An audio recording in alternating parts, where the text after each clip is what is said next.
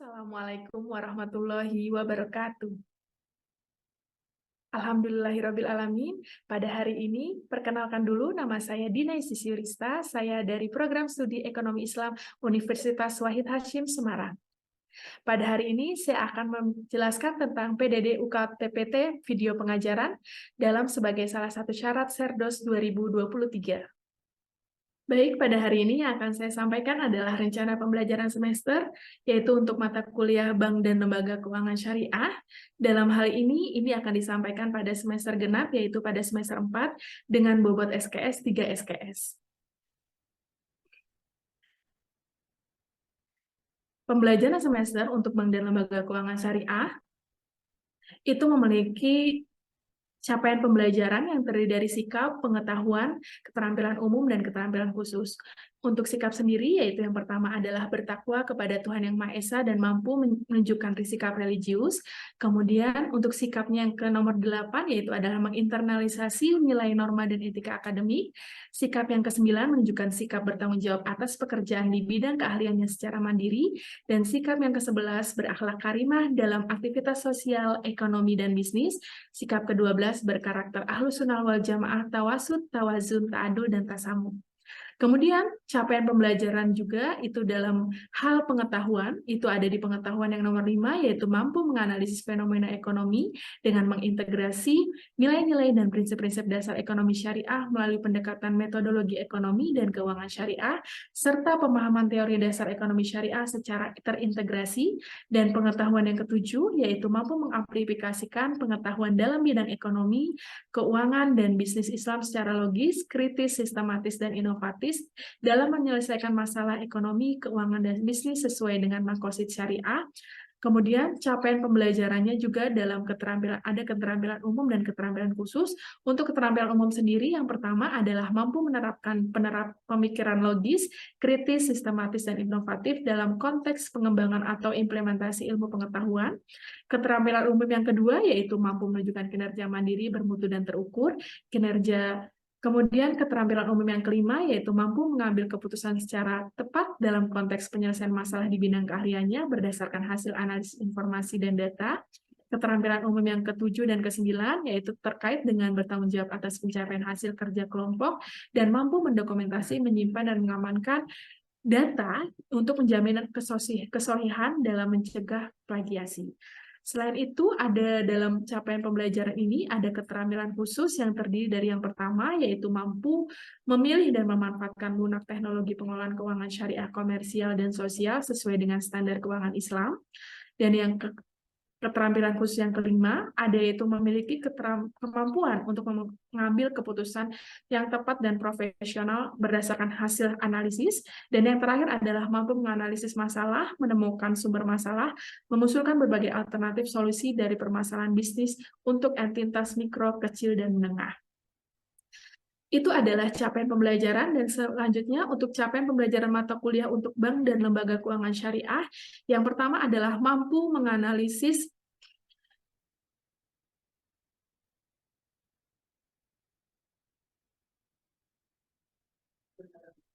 Mas, yang tadi stop dulu ya? Oke.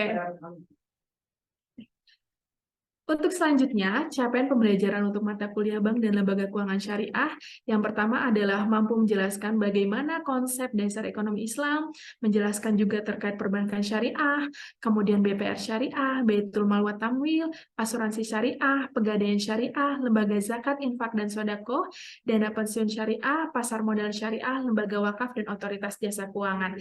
Selain itu, dalam mata kuliah bank dan lembaga keuangan syariah, diharapkan mahasiswa juga mampu menganalisis produk-produk perbankan syariah dan juga bagaimana mampu menganalisis produk asuransi dan syariah.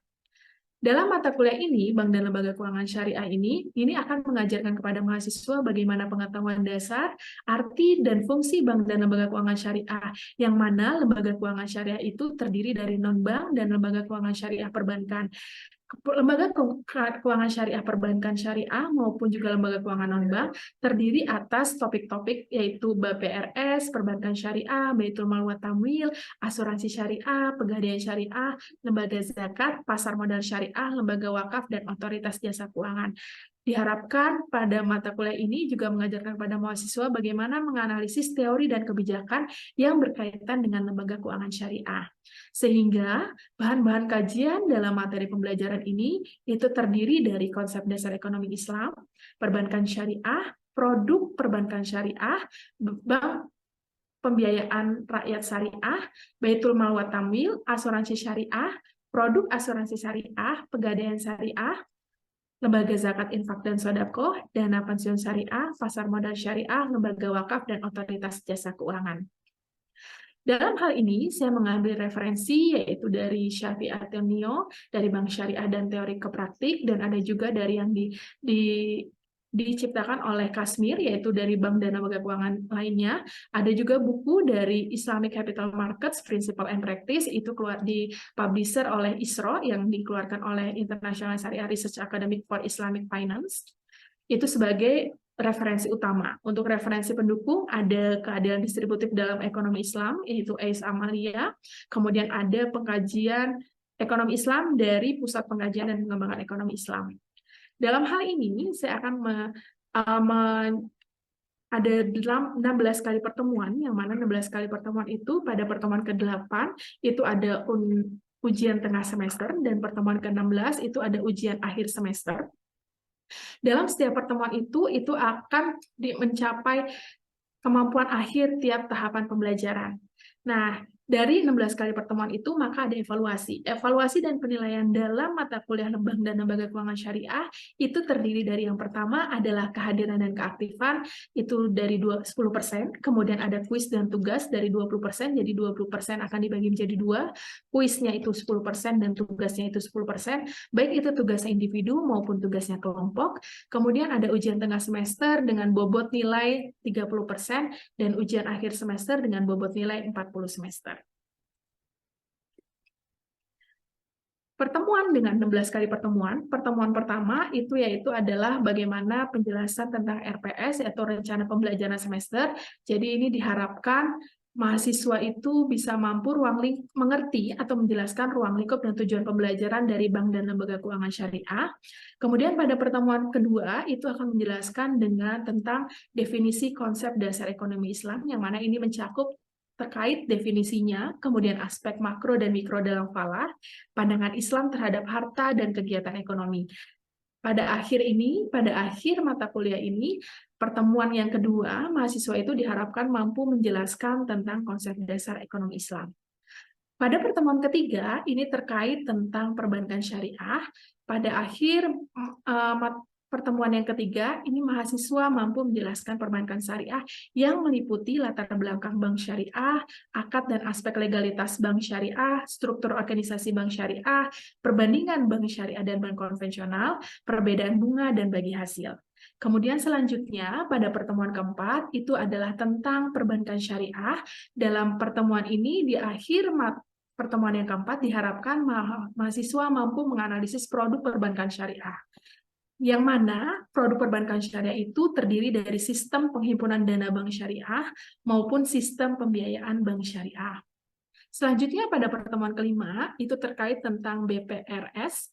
Pada hal ini, pada akhir pertemuan yang kelima, mahasiswa diharapkan mampu menjelaskan terkait bank BPRS dari segi pengertiannya, tujuannya, strategi operasional, pelayanan, dan usahanya. Pada pertemuan ke-6 itu terkait baitul mal wa tamwil, diharapkan pada akhir pertemuan mahasiswa mampu menjelaskan tentang pengertian BMT, fungsi BMT, dasar hukum BMT, sejarah, peran dan fungsi dan prinsip kerja BMT.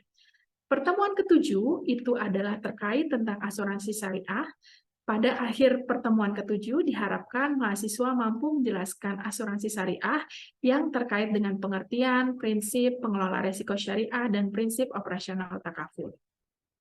Kemudian pada pertemuan ke-8 itu adalah ujian tengah semester, kemudian kita lanjutkan dari pertemuan ke-9 sampai pertemuan ke-15, itu masih materi, dan nanti ke pertemuan ke-16 itu adalah ujian akhir semester. Pertemuan ke-9 itu terkait dengan asuransi syariah, diharapkan pada akhir pertemuan ke-9, mahasiswa itu mampu menganalisis produk asuransi syariah, yang mana produk asuransi syariahnya itu juga mahasiswa mampu menganalisis bagaimana membedakan antara risk transferring dan risk sharing, dan juga mahasiswa itu juga mampu menganalisis studi kasus yang diberikan yang terkait dengan asuransi syariah. Kemudian yang selanjutnya pada pertemuan ke-10 itu adalah terkait pegadaian syariah. Pada pegadaian syariah ini, di akhir pertemuan yang ke-10, mahasiswa itu diharapkan mampu menjelaskan pegadaian syariah yang terkait dengan pengertian, rukun rohan, syarat rohan, hukum rohan, dan bagaimana studi kasus, dan mampu menyelesaikan studi kasus yang berkaitan dengan pegadaian syariah. Pertemuan ke-11 itu terkait dengan lembaga zakat infak sodakoh, itu ada dua, jadi ada lembaga zakat infak sodakoh atau sebagai kita dengan LAZ, atau juga ada juga dengan badan amil zakat atau sebagai kita sebut dengan BAZ. Nah, pada akhir pertemuan ke-11, maka diharapkan mahasiswa itu mampu mendefinisikan lembaga amil zakat infak dan sodakoh, baik dari segi pengertiannya, kemudian dari segi hikmah zakatnya, dan bagaimana juga mahasiswa mampu menganalisis bagaimana manajemen pengelolaan zakat yang ada di Indonesia, dan juga mahasiswa juga mampu menganalisis bagaimana pengumpulan zakat yang sudah dilaksanakan oleh Badan Amil Zakat dan Lembaga Amil Zakat. Untuk pertemuan ke-12 itu adalah terkait tentang dana pensiun syariah. Pada akhir pertemuan ke-12 diharapkan mahasiswa itu mampu menjelaskan tentang dana pensiun syariah yang berkaitan dengan pelaksanaan dana pensiun syariah, kemudian pedoman tata kelolanya, fungsi dana pensiun bagi peserta, jenis dana pensiun, dan kebijakan investasi dana pensiun syariah. Pertemuan ke-13 terkait dengan pasar modal syariah, di akhir pertemuan ke-13 diharapkan mahasiswa mampu menjelaskan tentang pengertian pasar modal syariah, fungsi pasar modal syariah, proses penyaringan emiten, kriteria efek syariah, pembagian efek syariah, risiko investasi di pasar modal. Pertemuan ke-14 itu terkait dengan lembaga wakaf yang ada di Indonesia. Diharapkan pada akhir pertemuan ke-14, mahasiswa mampu menjelaskan terkait lembaga wakaf yang terdiri dari pengertian wakaf, rukun dan syarat wakaf, harta benda wakaf, pengertian Badan Wakaf Indonesia, kemudian bagaimana tugas dan wewenang BWI, serta strategi BWI. Pertemuan ke-15 itu terkait tentang otoritas jasa keuangan. Diharapkan pada akhir pertemuan ini, mahasiswa mampu menjelaskan tentang latar belakang otoritas jasa keuangan, pengertian OJK, fungsi dan tugas OJK, nilai strategis, struktur organisasi OJK, dan pada pertemuan ke-16 yaitu ujian akhir semester. Dari pertemuan ke-1 sampai pertemuan ke-16, aktivitas yang dijalankan atau bentuk pembelajarannya, metode pembelajarannya, penugasan mahasiswa itu menggunakan aktivitas kelas, kemudian menggunakan problem solving, materi perkuliahan, kuis, dan penugasan. Jadi diharapkan ini pada setiap akhir pertemuan itu mahasiswa mampu menunjukkan keaktifan dan aktivitas berdiskusi ketika di dalam kelas, kemudian mahasiswa juga mampu menunjukkan bagaimana keaktifan dalam presentasi dalam menyelesaikan studi kasus yang diberikan dalam beberapa pertemuan. Baik, untuk selanjutnya, ini adalah rencana pembelajaran semester yang akan disusun untuk mata kuliah Bank dan Lembaga Keuangan Syariah. Untuk selanjutnya akan disampaikan terkait video pembelajaran mengenai Bank dan Lembaga Keuangan Syariah. Bismillahirrahmanirrahim. Assalamualaikum warahmatullahi wabarakatuh. Akan membahas tentang perbankan syariah, yang mana ini adalah pertemuan kedua yang membahas terkait dengan bank dan lembaga keuangan syariah. Oke, pada hari ini saya akan memulai terlebih dahulu. Sebelum saya mulai kepada materi perbankan syariah, saya ingin bertanya dulu terkait materi yang sudah saya jelaskan pada minggu lalu, yaitu terkait teori ekonomi lembaga keuangan syariah. Yang saya ingin tanyakan adalah bagaimana pandangan agama Islam terhadap harta dan ekonomi? Ada yang bisa menjawab?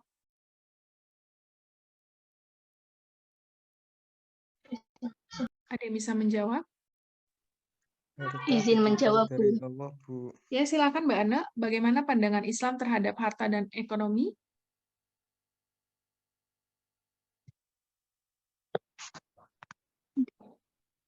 Allah Subhanahu wa Ta'ala adalah pemilik mutlak seluruh harta benda Dilarang mencari harta yang melupakan kematian, zikrullah, dan memusatkan kekayaan hanya satu kelompok saja, dan juga dilarang menempuh usaha yang haram, contohnya riba dan judi. Oke, Gitu, Bu. iya jadi ya, terima kasih Mbak Ana. Jadi kalau misalkan kita melihat bagaimana Islam memandang harta ataupun ekonomi, itu salah satunya adalah bahwasanya pemilik mutlak harta itu adalah Allah Subhanahu wa Ta'ala.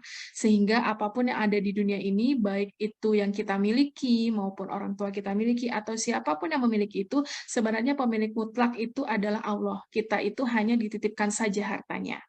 Itu adalah teori dalam ekonomi Islam terkait dengan ilmu atau terkait dengan harta. Oke, pada hari ini saya akan bahas tentang perbankan syariah. Jadi kalau mata kuliah kita adalah lembaga bank dan lembaga keuangan syariah, maka hari ini saya akan bahas dulu tentang perbankan syariah. Sebelum saya masuk ke perbankan syariah, saya akan membahas dulu tentang lembaga keuangan. Jadi lembaga keuangan itu secara keseluruhan itu dibagi menjadi dua. Ada lembaga keuangan syariah perbankan dan juga ada lembaga keuangan syariah non perbankan. Nah, untuk lembaga keuangan syariah yang perbankan itu salah satu contohnya adalah perbankan syariah. Makanya pada pertemuan yang kedua ini setelah kita membahas tentang teori ekonomi Islam yang kemarin, kita akan bahas tentang perbankan syariah.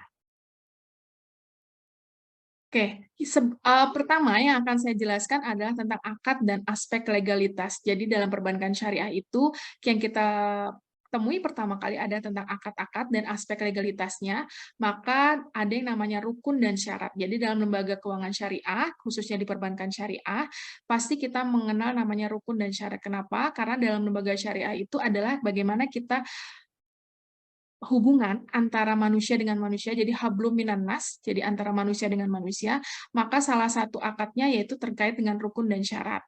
Rukunnya itu adalah penjual, ada pembeli, ada barang, harga, dan akad atau ijab dan kabul.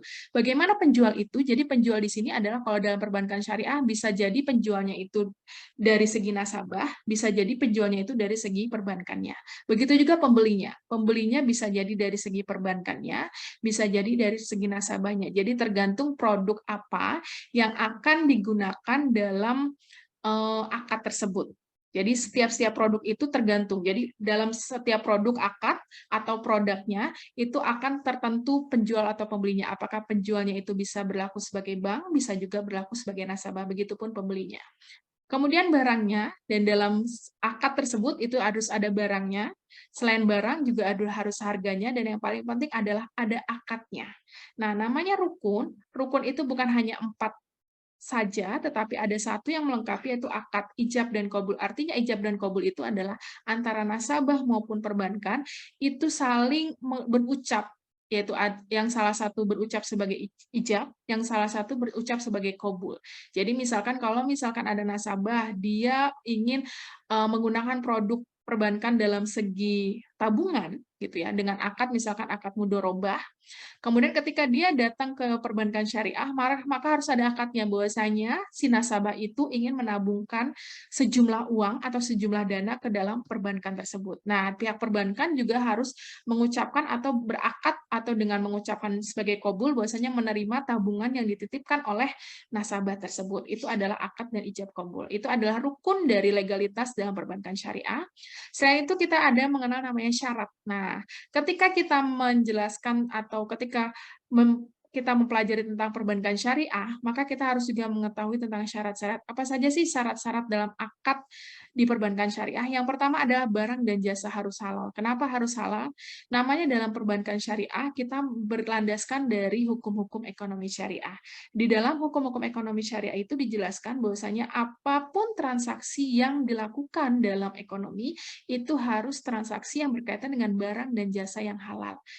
Nah, itu makanya syarat yang pertama adalah barang dan jasa itu harus halal. Kemudian yang kedua harga barang dan jasa itu harus jelas. Jadi ketika seorang nasabah datang ke perbankan syariah untuk melanjutkan sebuah akad, maka salah satu syaratnya adalah barang dan jasa yang akan diakadkan dalam perbankan syariah itu harus jelas. Baik itu jelas kualitasnya, baik itu jelas kuantitasnya, dan maupun itu jelas dari segi barangnya. Dan yang ketiga adalah tempat penyerahan harus jelas. Nah, kalau misalkan kalau kita ketika kita datang ke perbankan syariah, maka kita menyerahkan secara offline atau menyerahkannya secara hand to hand gitu ya, atau face to face kepada perbankan syariah. Maka harus jelas tempat penyerahannya. Apakah nanti tempat penyerahannya di perbankan syariah, ataukah nanti kita memang tempat penyerahannya ada di tempat lain yang sudah dijelaskan di dalam akad tersebut. Yang terakhir adalah barang yang ditransaksikan itu harus sepenuhnya dalam kepemilikan. Ketika seorang nasabah ingin berpindah kepemilikan hartanya, ingin dititipkan dari nasabah tersebut kepada perbankan, maka kepemilikannya itu sepenuhnya harus milik nasabah. Begitupun sebaliknya, ketika misalkan si perbankan misalkan nasabah ingin mengajukan pembiayaan kepada perbankan, maka dana yang diberikan pembiayaan kepada nasabah itu dananya itu harus milik kepemilikannya penuh milik perbankan syariah. Makanya barang yang ditransaksikannya itu sepenuhnya harus dalam kepemilikan. Nah, setelah kita membahas tentang akad, maka kita akan masuk ke dalam struktur organisasi. Jadi, apa sih yang membedakan antara lembaga keuangan konvensional dan lembaga keuangan syariah? Salah satu yang membedakannya adalah struktur organisasinya. Pertama, dalam struktur organisasinya itu, yang pertama itu ada Dewan Pengawas Syariah. Jadi, dalam perbankan syariah itu ada yang namanya Dewan Pengawas Syariah. Apa saja tugas dari Dewan Pengawas Syariah? Yang pertama adalah mengawasi jalannya operasional sehari-hari agar sesuai dengan ketentuan-ketentuan syariah. Jadi, DPS ini adalah harus mengawasi bagaimana operasional yang dilakukan oleh perbankan syariah dan bagaimana operasional yang dilakukan oleh perbankan syariah itu sesuai dengan syariah atau yang berlandaskan dengan agama Islam. Itu yang pertama.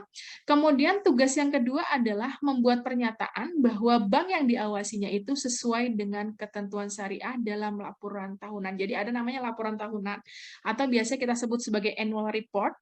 Jadi di dalam annual report itu ada selembar yang ditandatangani oleh DPS, yang mana dalam lembar tersebut Dewan Pengawas Syariah itu menyebutkan namanya, dan itu menyebutkan juga bahwasanya pada saat karena itu laporan tahunan, berarti pada saat berjalannya waktu 1 tahun itu, bahwasanya bank yang diawasinya itu sudah sesuai dengan ketentuan syariah. Nah, jadi pernyataannya tersebut itu harus ditulis oleh Dewan Syariah, kemudian dilegalisir dengan tanda tangan Dewan Pengawas Syariah tersebut. Yang ketiga adalah meneliti dan membuat rekomendasi produk baru dari bank yang diawasinya. Namanya perbankan syariah, pasti dia mengembangkan produk-produknya. Demi sejalannya waktu, mereka akan mengembangkan produk-produk baru yang akan mereka tawarkan kepada nasabah atau konsumen.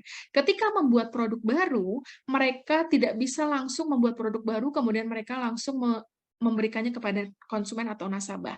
Tapi mereka harus mengajukannya terlebih dahulu kepada Dewan Pengawas Syariah. Nah, nanti Dewan Pengawas Syariah ini tugasnya adalah meneliti apakah produk baru yang diajukan perbankan tersebut sudah sesuai dengan syariat atau belum.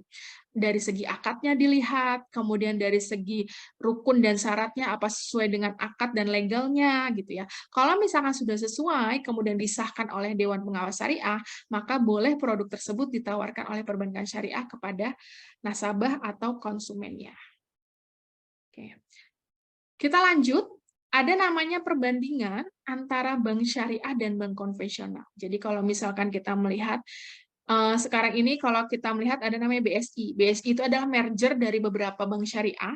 Jadi ada beberapa bank syariah yang merger menjadi satu, maka biasanya kita kenal sekarang itu namanya BSI, Bank Syariah Indonesia.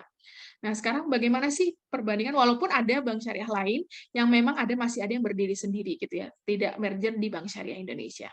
Sekarang kita mempelajari bagaimana sih perbandingan antara bank syariah dan konvensional, dari segi apa yang bisa membandingkan antara bank syariah dan konvensional. Yang pertama adalah bank syariah itu atau bank Islam itu adalah melakukan investasi yang halal saja. Sedangkan kalau konvensional, investasi yang dilakukan ada yang investasi halal dan investasi haram. Karena tadi kita sudah membicarakan bahwasanya produk yang dibiayain atau bisnis yang dibiayai oleh bank syariah hanya produk atau objek yang halal saja. Otomatis investasi yang dilakukan juga investasi yang halal.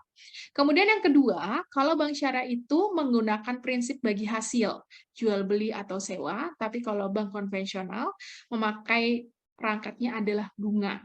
Sedangkan kalau bank Islam, kalau misalkan kelihatan dari orientasinya, kalau bank syariah itu orientasinya adalah profit dan falah, Kemarin kita sudah pelajari dalam teori ekonomi Islam, bahwasanya tujuan utama ekonomi Islam adalah mencapai falah. Maka orientasi dari perbankan syariah adalah profit dan juga falah.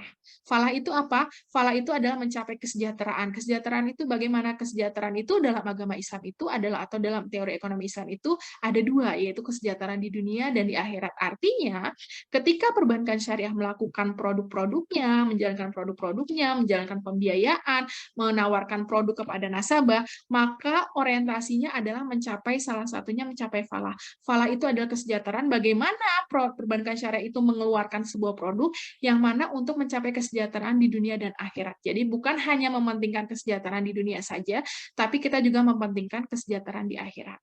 Kemudian kalau bank konvensional orientasinya hanya profit saja, sedangkan kalau bank syariah ada profit dan falah. Jadi kita menyeimbangkan antara hidup di dunia dan di akhirat gitu ya. Kemudian yang keempat, perbandingannya adalah hubungan dengan nasabahnya dalam bentuk hubungan kemitraan, sedangkan kalau bank konvensional itu hubungan antara nasabah dengan perbankan itu antara debitor dan kreditor.